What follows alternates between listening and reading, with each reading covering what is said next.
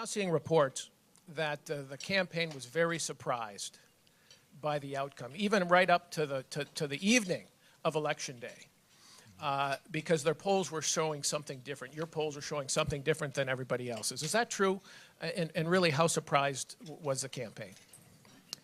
Well, first, it was a very close election in Ohio, and Ohio was one of the key states. Even if we had won Ohio, it turns out the electoral vote count would have gone to President Obama, but we lost by 2 points in Ohio.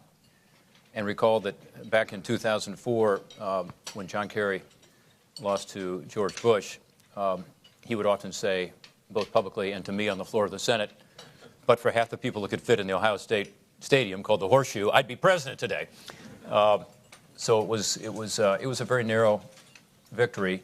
I do think there were some reasons that are almost technical that some of you understand well. There's some folks here from Silicon Valley who are very good at social media, and their turnout efforts on the Democrat side were quite effective. If you look at the numbers after the fact, the turnout for Democrats among their base was better than we expected, and I would say even better than they expected based on their polling and their sampling. So, you know, they did a better job than we did in getting their voters to the polls. Mitt Romney got fewer votes than John McCain in Ohio and still came within 2 points. The technology included the so-called ORCA system. Some of you maybe read about that in the last couple of days, which was the Republican get-out-the-vote technology to ensure that, you know, we were targeting people, getting them to the polls. It imploded. I'm told on Election Day, actually, it got so many hits from around the country, as it should have, from people saying, gee, this person voted, this person didn't vote, they'll target calls, that it thought it was under attack and closed down. So for those of you here from, again, the technology field and with interest in politics, we Republicans want to talk to you. We need some help. The Democrat system, I think it's called Gordon, was actually quite effective at micro-targeting. And I've heard lots of anecdotes since. I heard one this morning you'll love. You know, somebody gets a call who's a Democrat who is in law school, and it was, gee, you know, we see that you have voted.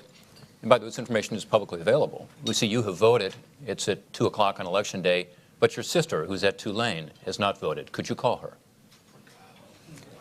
That's the level at which they were dealing, whereas, you know, we frankly were flying blind at that point. So part of it is technology, and that led to a turnout effort that was very impressive on their side that, in the end, makes the difference. The increase in turnout among the base, the Democratic Party, is that 2-point difference.